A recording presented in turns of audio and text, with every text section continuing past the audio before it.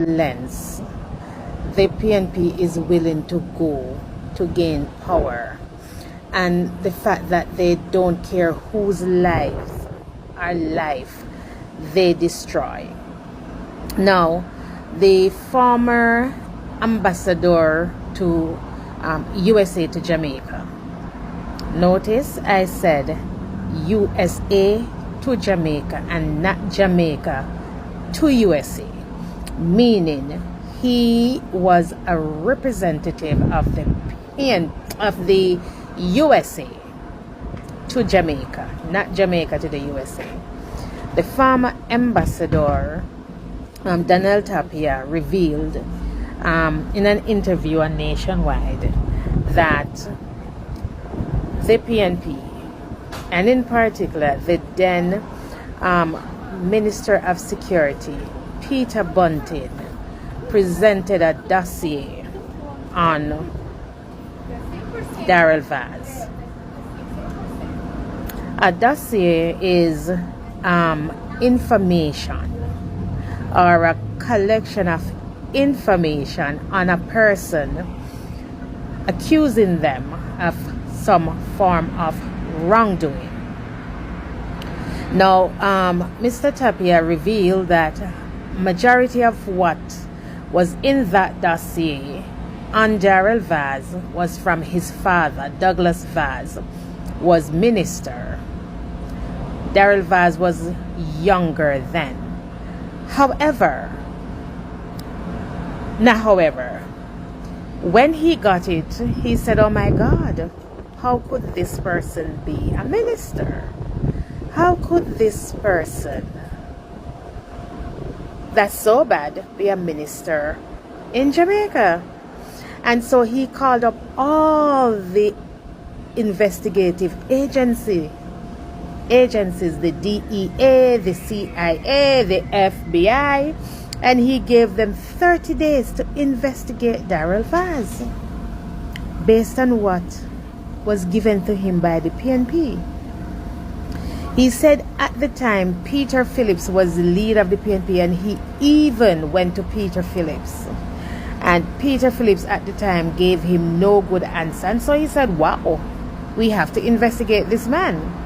I mean, if he's so guilty of drug running, because that's what they were basically accusing him of, drugs and guns, to the USA.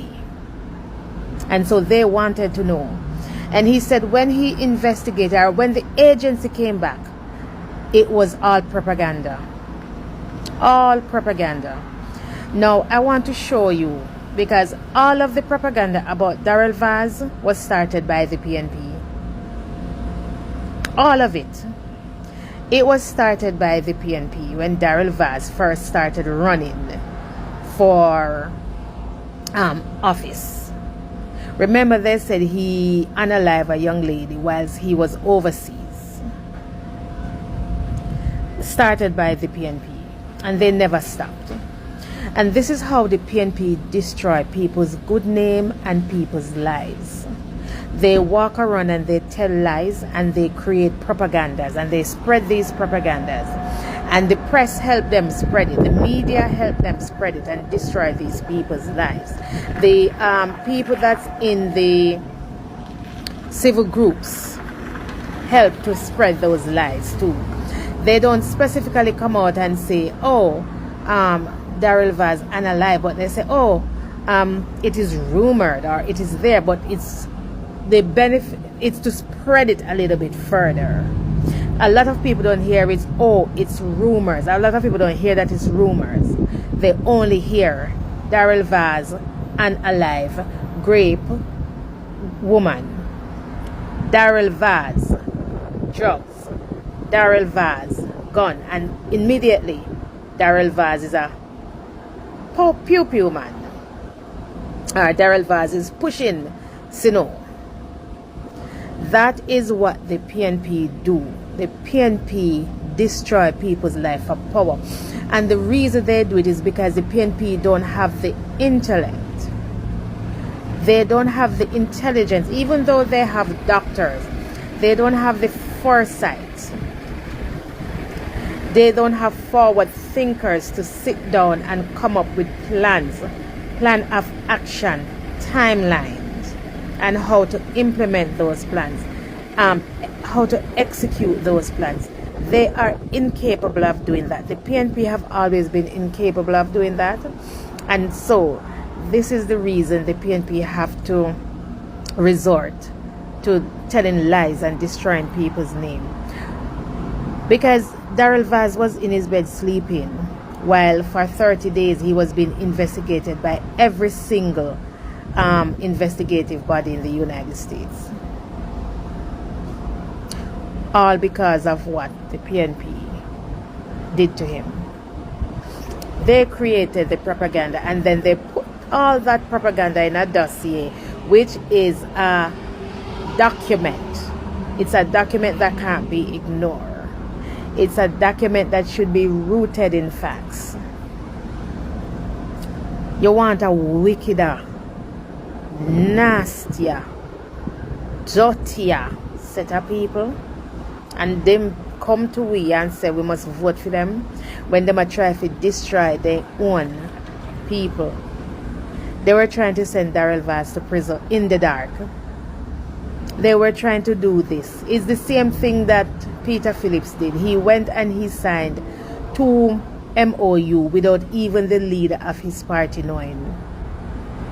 Granted, the MOU, they were necessary to get rid of certain people, but he did it in secrecy. He didn't even tell the leader of his party, as per the leader. This is what the PNP do. The PNP destroys people's life for power, which is why when they say on the tape, let us play politics, let us do delay tactics, this is what they mean. When they say play politics, they do it to destroy people's life. And you are sitting there every day getting up, which is exactly what they did to Andrew Holness. This is the same thing they did to Edward Seaga. When they cannot beat someone, they try to destroy them. They destroyed Edward Seaga before they beat Edward Seaga, because Edward Seaga was a gunman. Andrew Holness is a thief, and they are perfect paddies.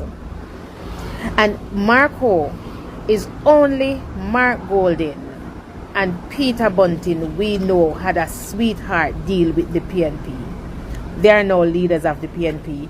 Back in the 90s, Mark Golding and Peter Bunting had a sweetheart deal for daring Bunting and Golding to make millions, billions in Jamaican dollars off of the hardship, the pain, the destruction of Jamaicans.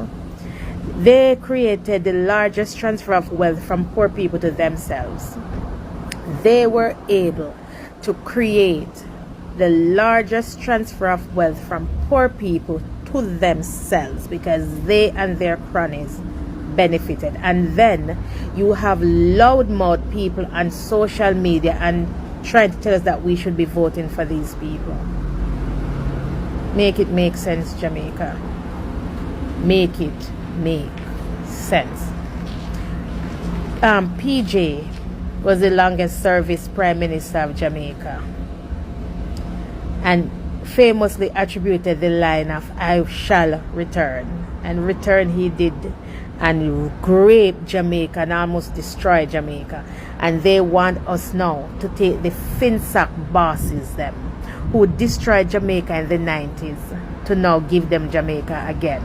What wouldn't they do to us this time if they got power? Jamaicans, we're not going to sit and act as if we are not aware that the leader of the opposition was not in attendance for the official state visit for the president of Ghana. We are going to look at things like bilateral agreements. How can Jamaica benefit from a relationship with Ghana? And the leader of the opposition, that position is a constitutional position that's entwined in the Constitution of Jamaica. Sending a senator is not acceptable. A senator can attend, but along with the opposition leader. Did the opposition leader submit some kind of sick leave? Is he on vacation? Why exactly was the leader of the opposition not in attendance for this official state visit? And then the PMP come and talk about inclusiveness, not being included in this and included in that. But when the government extends the olive branch for the PMP to be included, all we see are absences, or all we see are lower level employees or representatives of the PMP coming to official state visit. That is not acceptable. PMP, leader of the opposition, and the executives of the PMP, you want to tell me that no other higher up executive of the PMP could not have represented the leader of the opposition in his absence? What about the general secretary of the PMP? What happened there? The PMP, this is a big miss for you, okay? 40 days and 40 nights, we're going to talk about it, and we're still going to talk about the voice notes.